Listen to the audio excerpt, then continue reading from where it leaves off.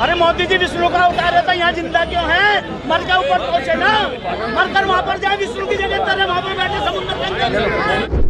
अरे मोदी जी ने तो नाच कर रखा और करा क्या है इसने इस देश का? मोदी जी आए जब इसे तो खलबली मची हुई है, जब से तो आप भी माइक ले लेके भागे फिर रहे। विकास नहीं, विनाश हुआ है। उस विनाश का नाम ही इन्होंने विकास रख दिया है। ईवीएम पे इतना गुस्सा क्यों? इतना गुस्सा क्यों? ये हम तो गुस्सा आप पर भी हैं, यदि आप गलत करोगे तो आपके भी विरोध में है। कांग्रेस ही इसके सामने बड़ा दल होकर के सामने क्यों नहीं आ रहा है? सामने आए कांग्रेस, जिसने बनाया था वही काटेगा, जो बोएगा वही काटेगा। एक मंदिर की बात करते हैं, एक हिंदूवादी की बात करते हैं, क्यों नहीं भारत संविधान की बात करते हैं? क्यों नहीं अम्बेडकरवाद की बात करते हैं?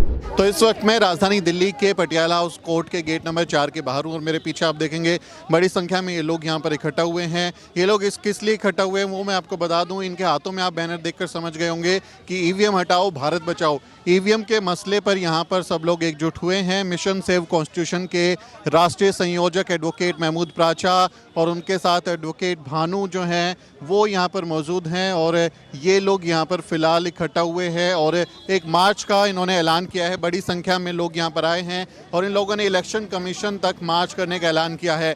अभी हम इनको सुन रहे थे तो इनकी तरफ से कहा जा रहा था कि ये इलेक्शन कमीशन से 150 ईवीएम मशीनें देने की मांग कर रहे हैं ताकि ये साबित कर सकें कि ईवीएम टेम्परिंग जो है यानी उसके साथ छेड़छाड़ हो सकती है। लेकिन यहाँ पर लोग जुट चुके हैं और इस तरफ अगर आप देखेंगे तो पुलिस या पैरामिलिट्री फोर्सेस के जो लोग हैं वो भी बड़ी संख्या में यहाँ पर आ चुके हैं। परमिशन को लेकर अभी भी जो है स्थिति साफ नहीं है कि क्या यहाँ से इन प्रदर्शनकारियों को, आंदोलनकारियों को आगे बढ़ने के लिए परमिशन मिलेगी कि नहीं। आप देखें कि बड़ी संख्या में पुलिस वाले यहाँ पर आए हैं। दिल्ली पुलिस ने ऐसा इंतजाम किया है और देखते हुए लग रहा है कि इनको यहाँ से आगे नहीं बढ़ने दिया जाएगा, क्योंकि जिस तरह से पुलिस ने यहाँ पर अपना जाब्ता किया है उससे यही अनुमान लगाया जा रहा है कि कहीं ना कहीं पुलिस इनको यहीं पर रोकने की कोशिश करेगी। क्योंकि ईवीएम एक ऐसा मसला है भारत की राजनीति में कि जब भी ईवीएम का जिन बोतल से बाहर आता है तो बड़ी संख्या में आंदोलन होते हैं और तमाम जो सरकारें हैं वो ये आरोप लगाती रही हैं कि ईवीएम टेम्परिंग के जरिए बीजेपी जो है वो सत्ता हासिल कर रही है और अपनी सरकारें बना रही है। और खासकर जो 5 राज्यों के विधानसभा चुनाव हुए उसमें 3 में बीजेपी ने अपनी सरकार बनाई और उसके बाद लगातार ये आरोप लगे कि ईवीएम टेम्परिंग हुई है, यानी ईवीएम के साथ छेड़छाड़ हुई है, ईवीएम को हैक किया जा सकता है। हालांकि हैकिंग जो है वो सही शब्द नहीं है, क्योंकि ईवीएम एक स्टैंड अलोन डिवाइस है, लेकिन उसमें टेम्परिंग हो सकती है, यानी कि आंकड़ा ऐसा दर्ज किया जा सकता है जिसमें कोई भी बटन दबाने से कोई भी अपना मनचाहा नतीजा सामने आ चुका है। कई ऐसी खबरें सामने आ चुकी हैं जिसमें ईवीएम टेम्परिंग जो है साबित हुई है। ईवीएम की मशीनें कोई ले जाता हुआ पकड़ा गया है, ईवीएम में कोई बटन दबाओ तो एक ही पार्टी का निशान जो है सामने आता है, वीवीपैट में पर्ची उसकी निकल रही है, ऐसे तमाम आरोप लगते रहे हैं। यानी ईवीएम भारत में एक बहुत गंभीर मसला है और जो भारत जिसको हम लोकतंत्र की जननी कहते हैं कि भारत में लोकतंत्र यहाँ से शुरुआत हुआ, पूरी दुनिया में लोकतंत्र पहुँचा, क्या उस लोकतंत्र में वोट की चोरी होती है? क्या आपके और मेरे वोट की चोरी होती है? यही बड़ा सवाल है कि क्या ईवीएम टेम्परिंग के जरिए आपके वोट की चोरी तो नहीं हो रही है। उसी को लेकर यहाँ लोग इकट्ठा हुए हैं। अपने आप में बड़ा एक आंदोलन ईवीएम के खिलाफ, जो आंदोलन भारत की राजनीतिक पार्टियों को करना चाहिए था कि जो नेता हैं वो ईवीएम के खिलाफ इस तरह का कोई जन आंदोलन खड़ा करें और इस देश में फिर से ईवीएम की जगह बैलेट पेपर पर चुनाव हों। लेकिन नेता ऐसा आंदोलन नहीं कर रहे, लेकिन जो सामाजिक कार्यकर्ता हैं, एक्टिविस्ट हैं, वो ज़रूर ईवीएम के मसले पर आज सड़क पर हैं। देश की राजधानी दिल्ली में इंडिया गेट के बिल्कुल बाहर पटियाला हाउस कोर्ट के गेट नंबर 4 के बाहर बड़ी संख्या में लोग मौजूद हैं। लेकिन यहाँ से क्या इन आंदोलनकारियों को आगे बढ़ने दिया जाएगा? देखते रहें, हम आपको पूरी रिपोर्ट दिखाते रहेंगे। इंसानों को मारकर उस मूर्ति को जिंदा रखना, ये कहाँ की इंसानियत है? अरे मोदी जी विष्णु का उतारे तो यहाँ जिंदा क्यों है? मर के ऊपर पहुंचे ना, मरकर वहाँ पर जाए विष्णु की जगह तरह वहाँ पर बैठे समुद्र के अंदर। अरे मोदी जी ने तो नाच कर रखा और करा क्या है इसने इस देश का?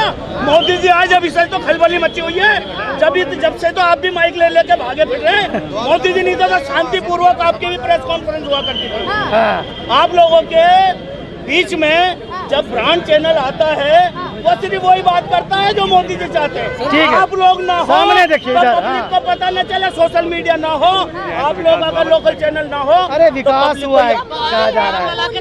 विकास नहीं, हाँ। विनाश हुआ है। अच्छा। उस विनाश का नाम ही इन्होंने विकास रख दिया है। डंका बन रहा है, डंका। 22 जनवरी को फ्री बसें जा रही हैं। देखिए उसमें तो आप भी जाएं ना। मैंने एक सोशल मीडिया पे कल एक वो देखा था कि भाई वो कहने लगा मेरी बकरी ने अंडा दिया है, मेरी बकरी ने अंडा दिया है।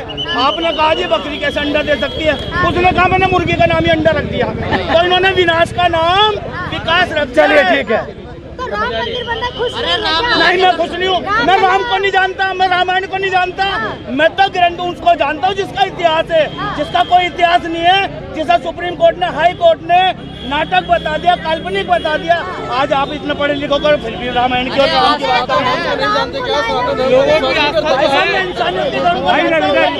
धर्म को नहीं जानता। सर कह तो रहे हैं जो राम को लाए उन्हीं को लाएंगे, जो राम को लाए उन्हीं को लाएंगे। नहीं नहीं, राम को कौन लेकर आया? हाँ, ये मोदी से पहले राम नहीं था क्या? हाँ।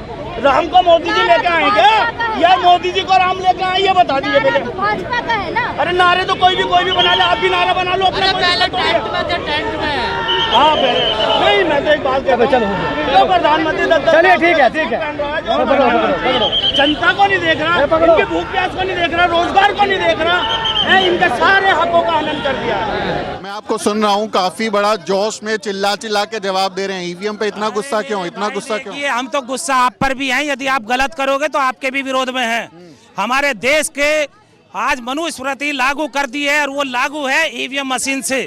जो संविधान है उसको नकारा जा रहा है। हम संविधान के अम्बेडकरवादी हैं और अम्बेडकरवाद की बात करते हैं, इसीलिए हम लोग आज यहाँ सड़क पे हैं, क्योंकि सरकार नहीं सुन रही है और सरकार हमारे गलत तरीके से हमारे देश को चला रही है। जो युवाओं को रोजगार चाहिए था वो रोजगार नहीं है, महंगाई चरम सीमा पर कर दी गई है। आज हिंदू मुस्लिम के मुद्दे ने हमारे देश को झकझोर ईवीएम पे जो पार्टियां चुनाव लड़ रही हैं, जो हारती हैं, वो सड़क पे आए ना। वो तो चुनाव में कुछ कर नहीं रहे, वो तो हारने पे बोलते हैं ईवीएम खराब है, जीतने पे कहते हैं ठीक है। था कांग्रेस सरकार ने बनाई थी, कांग्रेस को आना पड़ेगा। हमने कांग्रेस से भी लड़ाई लड़ी, अभी पीछे जो है आवाज उठाई थी और वो उसमें दिग्विजय सिंह जी पूर्व मुख्यमंत्री आए थे, राजुद्दीन गादरे ने उनसे भी डायरेक्ट कहा है।